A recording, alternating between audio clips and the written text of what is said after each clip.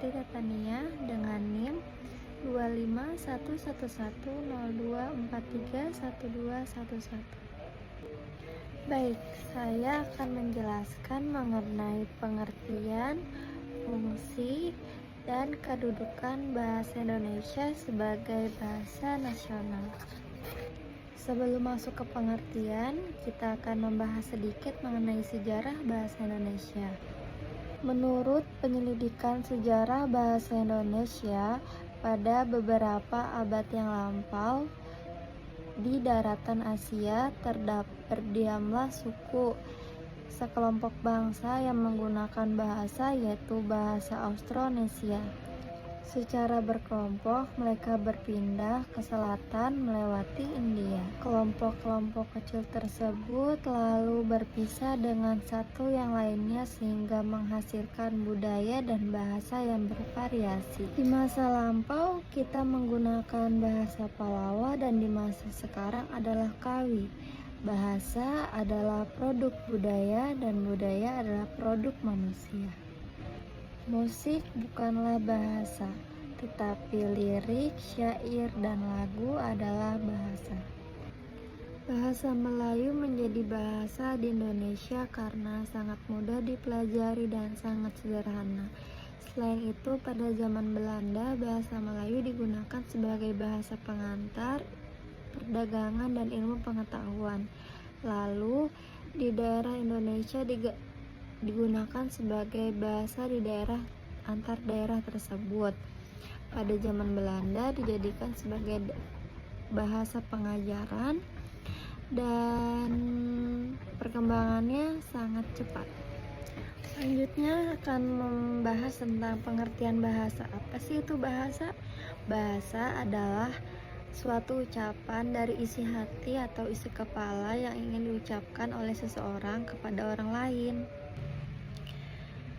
Bahasa terdiri dari dua, yaitu bagian makna atau isi bahasa yang lahir dari pikiran dan perasaan manusia. Yang kedua ada bagian lahir, yaitu deretan bunyi yang teratur. Bahasa Indonesia dapat berupa bahasa tulis, bahasa isyarat, dan bahasa lisan. Fungsi bangsa yang pertama sebagai integrasi atau pemersatu. Bahasa Indonesia berhasil menjadi bahasa yang menyatukan seluruh bahasa yang berada di Indonesia dengan satu bahasa kesatuan yang utuh dan bulat. Selain itu, bahasa Indonesia juga bisa sebagai beradaptasi. Contohnya kita beradaptasi di lingkungan atau daerah wilayah tertentu yang asing sehingga kita menggunakan bahasa Indonesia untuk beradaptasi di wilayah tersebut. Selain itu, fungsi bahasa Indonesia sebagai ekspresif, menyampaikan gagasan, pikiran, atau pemahaman kita kepada orang lain. Lalu, dua fungsi terakhir bahasa Indonesia yaitu sebagai alat komunikasi dan alat pengatur sosial. Kedudukan bahasa Indonesia sebagai bahasa nasional yaitu lambang identitas nasional, lambang kebanggaan bangsa, alat komunikasi, dan alat pemersatu bangsa yang dimana banyak beraneka ragam ras, suku, agama, budaya, dan adat istiadat.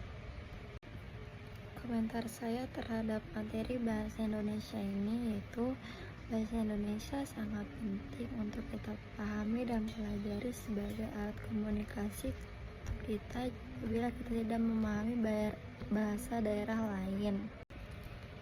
Selain itu, bahasa Indonesia juga sangat mudah dipahami dan sangat mudah digunakan apabila kita di keadaan yang mendesak dan tidak memahami bahasa daerah tersebut, kita bisa menggunakannya. Lalu kita bisa menjadi tidak asing di wilayah tersebut apabila kita memahami bahasa tersebut. Sekian dari saya, terima kasih. Wassalamualaikum warahmatullahi wabarakatuh.